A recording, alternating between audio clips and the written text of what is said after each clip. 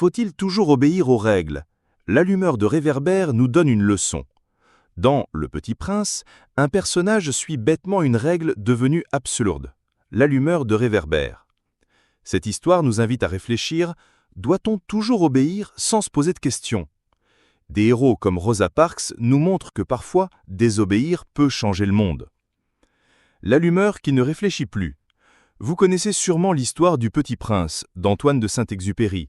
Dans ce livre, le petit héros visite plusieurs planètes. Sur l'une d'elles, il rencontre un homme très étrange, l'allumeur de réverbère. Cet homme a reçu une consigne simple, allumer son réverbère le soir quand il fait nuit et l'éteindre le matin quand le jour se lève. Au début, c'était facile, il travaillait quelques minutes par jour et pouvait se reposer. Mais voilà le problème, sa planète tourne de plus en plus vite. Maintenant, elle fait un tour complet en 1 minute. Du coup, l'allumeur doit allumer et éteindre son réverbère toutes les minutes, sans arrêt. Il n'a plus le temps de dormir, il est épuisé. Pourtant, il continue. Pourquoi? C'est la consigne, répète-t-il. Le Petit Prince lui propose une solution. Tu peux marcher sur ta planète en suivant le soleil. Comme ça, tu auras toujours du jour et tu pourras te reposer. Mais l'allumeur refuse. Il préfère obéir à sa règle, même si elle le rend malheureux. Quand l'obéissance devient dangereuse. L'histoire de l'allumeur peut sembler drôle, mais elle cache un message sérieux. Dans la vraie vie, l'obéissance aveugle peut causer de gros problèmes. Par exemple, dans les années 1960, un psychologue américain nommé Stanley Milgram a fait une expérience choquante. Il demandait à des gens ordinaires de donner des chocs électriques à d'autres personnes. Beaucoup ont obéi, même quand ils entendaient des cris de douleur. Ils suivaient les ordres d'un scientifique en blouse blanche sans se demander si c'était bien ou mal.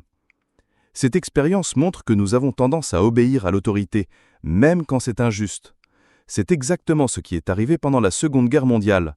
Des millions de personnes ont suivi des ordres terribles sans se poser de questions.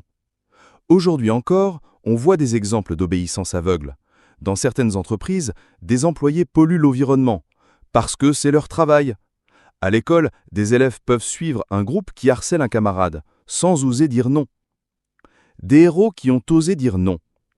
Heureusement, il y a aussi des gens qui ont eu le courage de désobéir quand les règles étaient injustes. Ils nous montrent qu'il faut parfois braver l'autorité pour défendre ce qui est juste. Rosa Parks est l'une de ces héros. Le 1er décembre 1955, cette femme noire américaine monte dans un bus. Quand le chauffeur lui demande de laisser sa place à un passager blanc, elle refuse. À cette époque, la loi américaine obligeait les Noirs à céder leur place aux Blancs dans les transports. Rosa Parks a désobéi à cette loi raciste. Elle a été arrêtée, mais son geste a déclenché un grand mouvement pour les droits civiques. Apprendre à bien désobéir. Attention, cela ne veut pas dire qu'il faut désobéir à toutes les règles. La plupart des règles sont utiles, elles nous protègent et permettent de vivre ensemble. Par exemple, respecter le code de la route évite les accidents. Écouter ses parents permet d'apprendre et de grandir en sécurité. La question importante est comment savoir quand une règle mérite d'être suivie ou remise en question. D'abord, demande-toi à quoi sert cette règle. Si elle protège les gens et permet le respect de tous, elle est probablement bonne.